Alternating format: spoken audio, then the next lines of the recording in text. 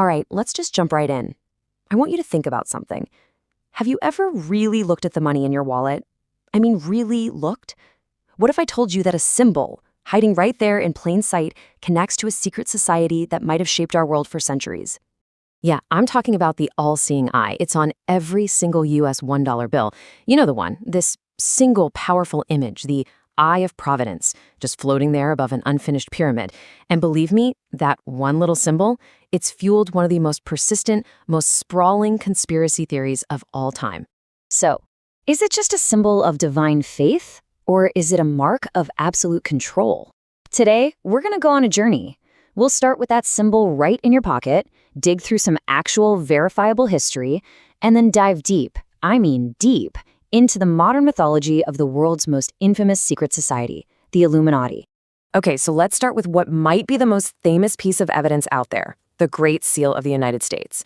You know, it wasn't always on the dollar bill. It was actually added way back in 1935 under President Franklin Delano Roosevelt. And this is where things get really interesting, because you've got two completely different interpretations. On one side, you have the official meaning. The pyramid, that's about strength and endurance. The eye, that's divine oversight. And that Latin phrase, Novus Ordo Seclorum, it just means new order of the ages, celebrating the birth of the USA. Simple enough, right? But then you talk to the theorists. To them, this isn't a celebration. It's a calling card for a shadow government. That pyramid is a symbol of their top-down power structure. That eye isn't divine. It's their eye, representing constant surveillance. And New World Order? Well, that's their plan for a single global government. So to really understand the myth, we have to peel back all those layers and get to the reality. We've got to go back to the beginning, because, you see, before it was this massive conspiracy theory, the Illuminati was a very real group with a very real founder. So who were they? Well, the original Illuminati, the name itself comes from the Latin for enlightened, and they were absolutely a product of the Enlightenment. Their founder was a philosopher, a professor named Adam Weishaupt. And honestly, he was just fed up. Fed up with superstition, with the church having so much influence, and with governments abusing their power. He wanted a place where people could champion reason and free thought. So in their time, you got to understand, they weren't seen as the bad guys. They were revolutionaries. In the timing here, it's everything. Think about this. The order was founded in 1776 in Bavaria. That's the exact same year the U.S. declared its independence. And you can bet that's a detail conspiracy theorists have held onto for centuries. So for about 9 years, the order grew, pulling in intellectuals and other elites.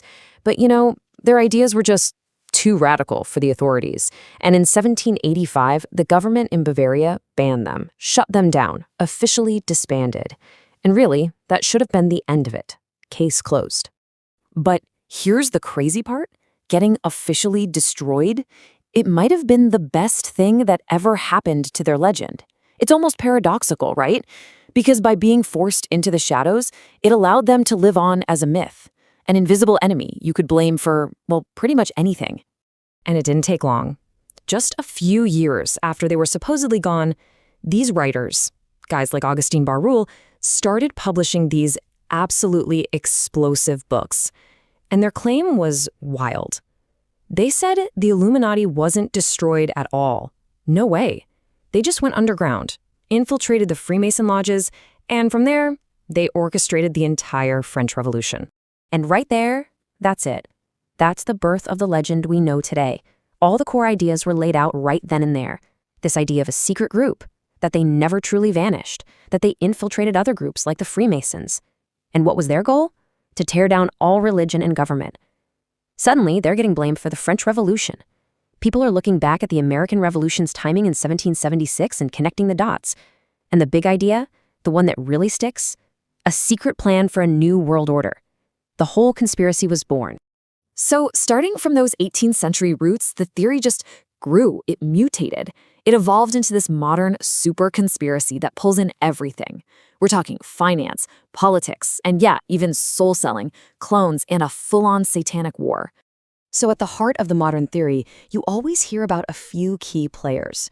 We're talking about these incredibly powerful, almost legendary banking families, the Rothschilds, the Rockefellers, the Morgans. The idea is that they've built up so much wealth over generations that they just operate on a different level. above the law, above any single country. I mean, look at this number.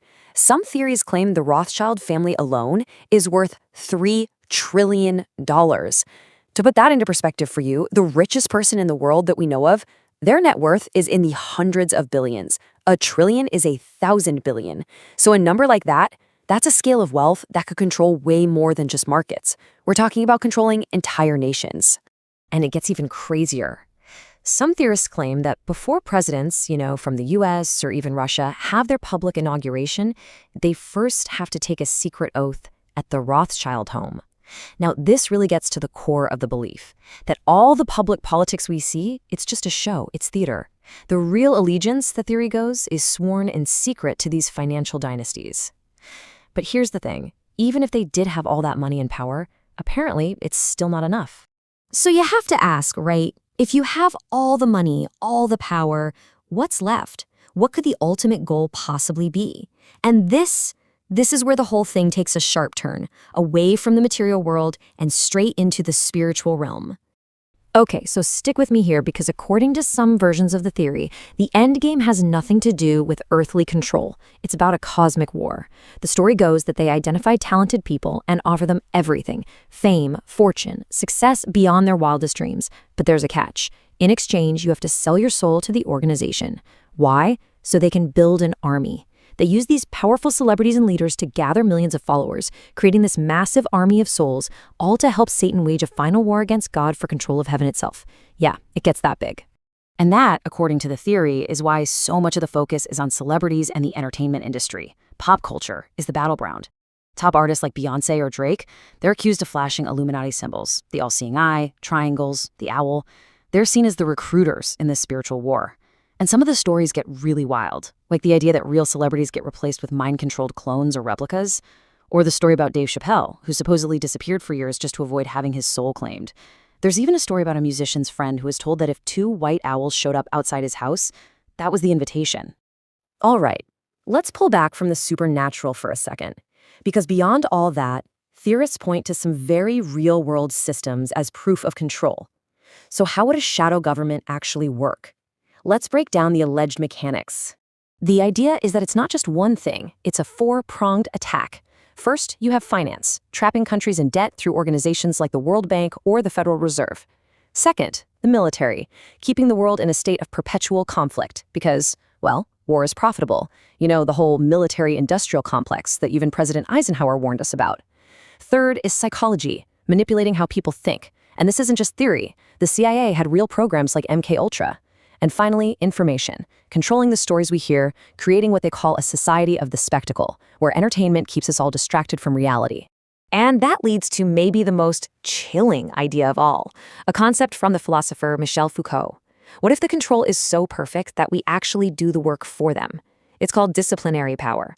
The idea is that all of society's institutions, our schools, our jobs, they train us to regulate our own behavior. We act like we're always being watched, so we just internalize the rules without anyone needing to use force. We basically become our own prison guards. For the theorists, the modern Illuminati doesn't need some secret castle. They've got luxury hotels and conference rooms. They point to real secretive groups, like the Bilderberg Group. This is an annual, private meeting of the most powerful people on the planet. We're talking political leaders, business titans, you name it. Then there's the Trilateral Commission, founded by David Rockefeller, the Council on Foreign Relations, even secret societies at places like Yale, like Skull and Bones. Critics say these are just forums for discussion, but theorists, they see them as the real board meetings for planet Earth, where the global agenda is set, way, way beyond any kind of democratic vote. So, we've gone all the way from a symbol on a dollar bill to a literal war for heaven. But now we have to land back on Earth and ask the big, final question. Even if somebody wanted to do all this, is total world control even possible? Well, there's a really powerful counter-argument from thinkers like Nassim Nicholas Taleb. He talks about something called a black swan event. These are things that are totally unexpected, they come out of nowhere, but they change everything. A global pandemic, a massive financial crash, a technological leap that nobody saw coming. His point is that the world is just too complex, too random to be controlled. Any plan, no matter how perfect, will always be shattered by the unexpected. So that's the big debate, isn't it?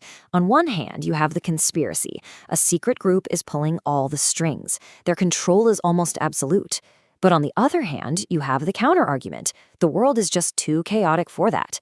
And what looks like a grand plan is really just powerful people and groups all competing with each other, bumping into each other, with totally unforeseen consequences. Are we living in a design system, or is it just chaos that we're trying to make sense of? The truth, as it usually does, probably lies somewhere in the middle. And maybe the real question isn't, do the Illuminati exist? Maybe it's simpler. Maybe it's who actually benefits from the way our world is set up. Perhaps the name Illuminati is just, well, it's just a label, a name we put on that unsettling feeling that the system, finance, media, politics, it just doesn't seem to be working for the average person. It's a story we tell to explain why the rich keep getting richer while so many others are struggling. And that leads to one last, kind of chilling question to leave you with. Is our greatest illusion the belief that we're actually free? I mean, are you really chasing your own dreams? Or are you just running on a treadmill that someone else designed, chasing the goals they set for you? Think about it. What would you do if you found out your choices were never really yours to begin with? If this deep dive got you thinking, if it sparked your curiosity, help us uncover more topics just like this. The easiest way you can do that is to like this explainer and share it with someone else who loves to question everything. But I really want to know what you think. Is this all just a myth we use to explain a chaotic world? Or is there a kernel of truth hiding in the shadows? Let us know your thoughts down in the comments. And of course, make sure you subscribe so you don't miss our next deep dive. Thank you so much for watching,